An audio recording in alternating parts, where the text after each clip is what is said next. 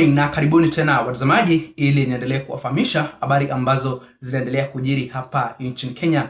Na watazamaji, kuna hali ya wasiwasi ambayo inaendelea kushuhudiwa sasa hivi, huku Wakenya vijana wa Gen Z wakiendelea kujiandaa kurudi tena kwenye maandamano tarehe 25 ya mwezi huu wa 6, kama vile ambavyo wamekuwa wakipanga kupitia kwenye mitandao ya kijamii ya kwamba hiyo siku kutakuwa na a total shutdown kule jijini Nairobi, kama siku ya ukumbusho ya wenzao ambao walipoteza maisha yao kwenye mswada wa fedha wa mwaka 2024 2025. Kabla sijaendelea kuwajuza zaidi watazamaji wangu, ningependa kuwaomba kama ndio mara yako ya kwanza kufika hapa BM Daily Politics, ujiunge nami kwa kusubscribe na pia uweze kulike, kushare na comment, ndipo ujumbe ama hizi habari zetu ziweze kuwa recommended kwa watazamaji wengi zaidi. Na watazamaji, mambo yanazidi kuchemka ndani ya serikali ya Kenya. Kwanza, hali ya wasiwasi inaendelea kushuhudiwa kwa sababu serikali tayari imeanza kuingiwa na hofu kuhusiana na haya maandamano makubwa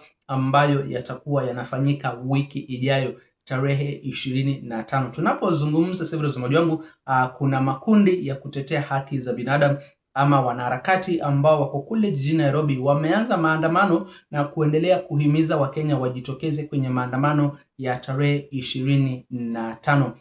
Na kwa upande mwingine, nayo serikali watazamaji wangu imejiandaa vipi ili kudhibiti na kuhakikisha kwamba kama kuna maandamano yatafanyika kwa njia ambayo ni ya amani, bila fujo, bila ghasia na goons kuingia kwenye maandamano ya amani na kuleta uharibifu. Akizungumza hapo jana, waziri wa usalama wa mambo ya ndani Mheshimiwa Kipchumba Murkomen hatimaye amevunja kimya kuhusiana na haya maandamano makubwa ambayo yatakuwa yanafanyika wiki ijayo. Na kama vile ilivyo kawaida watazamaji wangu, mnajua serikali imekuwa ikijipanga katika maandamano makubwa ya mwisho ambayo yaliwahi kufanyika hapa nchini Kenya. Tuliona vile ambavyo barabara zote zilikuwa zimefungwa, unakuwa uwezi ukaingia ndani na kutoka pale jijini Nairobi. Tujui kama mara hii serikali itatumia hiyo mbinu ili kudhibiti waandamanaji, kwa sababu kipindi kile kingine pale mwaka 2025 walifanya hivyo, na kwa kweli waliweza kufaulu kuwazuia wananchi wasiingie kule jijini Nairobi CBD ama kutoka. Hapo awali hawa wanaharakati pamoja na makundi ya kutetea haki za binadamu walikuwa wanasema ya kwamba hiyo siku wanaomba ikuwe siku ya holiday, ikuwe ni kama sikukuu, hakuna kwenda kazi, hakuna kusafiri, yani kukuwe ni total shutdown, watu wakae nyumbani kama tu sikukuu zile zingine, ikuwe ni siku ya kuwaomboleza, ikuwe ni siku ya kuwakumbuka vijana wa Gen Z ambao waliuawa, kina Rex Masai na wengine mpaka siku ya leo hawajawahi kupata haki. Na kwa hivyo siku ya tarehe 25 vijana wa Gen Z wamesema ya kwamba they will be back to the streets kufanya maandamano ya amani. Haya sio maandamano ya fujo, haya ni maandamano ya ukumbusho. Lakini mnajua watazamaji wangu, wakati maandamano kama haya yamekuwa yakifanyika hapa nchini Kenya, tunaona vile ambavyo maofisa wa polisi kwa njia moja ama nyingine wanaanza kutumia nguvu zaidi kwa kuwatupia vitoa machozi, kuwafyatulia risasi waandamanaji ambao hata pengine hawakuwa wamekuja kuzua fujo, bali kuandamana kwa njia ambayo ni ya amani. Serikali watazamaji wangu inaendelea kujiandaa ili kuhakikisha kwamba imewafanyia compensation wale wote ambao wamekuwa wakiaga dunia, wamekuwa wakiumia kutokana na maandamano ambayo yamekuwa yakifanyika hapa nchini Kenya. Ni jambo ambalo William Samoei Ruto amekuwa akilizungumzia kwa muda sasa hivi, akisema kwamba watafanywa compensation, watalipwa kwa sababu ni serikali ndio ilihusika kuwajeruhi, kuwaumiza na pengine kupoteza maisha yao. Nataka nikupatie fursa mtazamaji wangu uweze kusikiza ujumbe kutoka kwa waziri wa usalama wa mambo ya ndani Mheshimiwa Kipchumba Murkomen, akizungumzia vile ambavyo serikali imejiandaa kukabiliana na waandamanaji wa vijana wa Gen Z ambao watakuwa wanajitokeza tarehe 25 mwezi huu wa 6 ili kuwakumbuka ama siku kama ya anniversary. Ili ni jambo ambalo limekuwa likifanyika baada ya 2025 ilikuwa hivyo, wakafanya anniversary. 2026 watafanya hivyo, na ni jambo ambalo vijana wa Gen Z wameweka ni kama ni sherehe yao, ni kama ni siku yao. Kila mwezi wa 6 wakati kuna finance bill, lazima wakumbuke wenzao ambao walijitokeza kwa mamilioni kupinga mswada wa fedha wa mwaka wa 2024 ambao ulimlazimisha William Samoei Ruto asiutie saini. Na Ni huo msaada wa fedha ama ni hilo vuguvugu la vijana wa Gen Z, watazamaji wangu, lilileta hali ya wasiwasi ndani ya serikali ya Kenya Kwanza. Tukaona vile ambavyo ilivurugika kwa miezi kadhaa.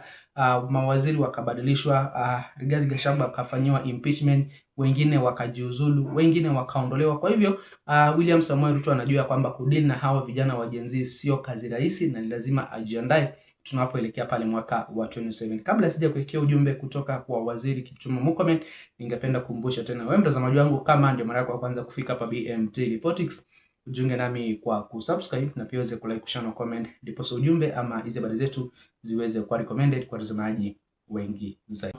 Goons. Na sio ati ilianza jana. Au goons wamekuwa, kulikuwa na wengine watu wa Angola, Msumbiji, mwingine wanaitwa nini, wanaitwa all that kind of thing.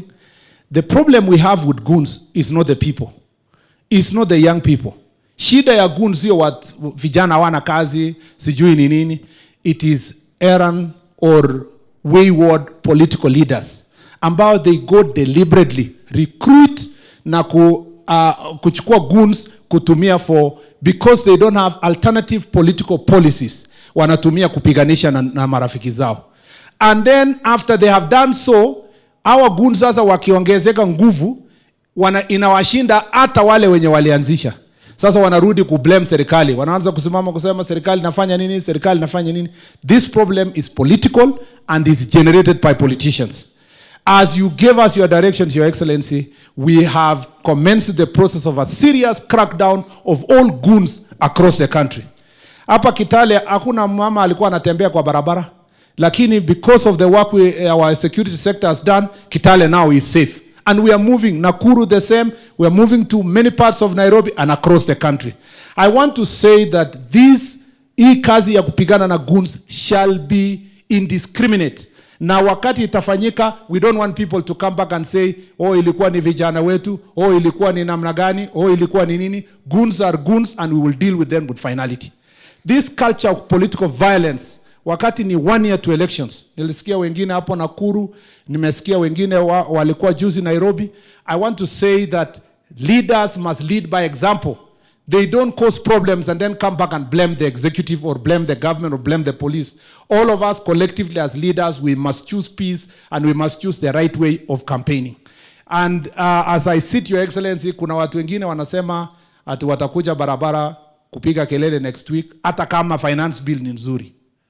Yani they have looked for all reasons, wakaona hakuna, wakasema tutarudi tu kupiga kelele. But because the constitution allows freedom of expression, freedom of picketing, demonstration, and so forth, that is your right, like the president said, juzi. But I want to see those leaders themselves, their children, and their supporters wakue mbele. Because these leaders, what they do, wana encourage watoto wa wenyewe wakuje barabara, alafu wao wenyewe wanaenda kulipa goons na tax, wakuje na machetes na panga na all that to attack people's children and people's businesses. Your Excellency, with due respect. Na mtazamaji, hivyo ndivyo hali ilivyo sasa hivi, na serikali kwa kweli imejiandaa kudeal na any person mwenye ataonekana kuvuruga haya maandamano ya amani, ama mtu yote ambaye atakuja kwa ajili ya manufaa yake mwenyewe, pengine kufanya wizi, kupora mali za watu, kuharibu mali za watu, ama kuchoma mali za watu.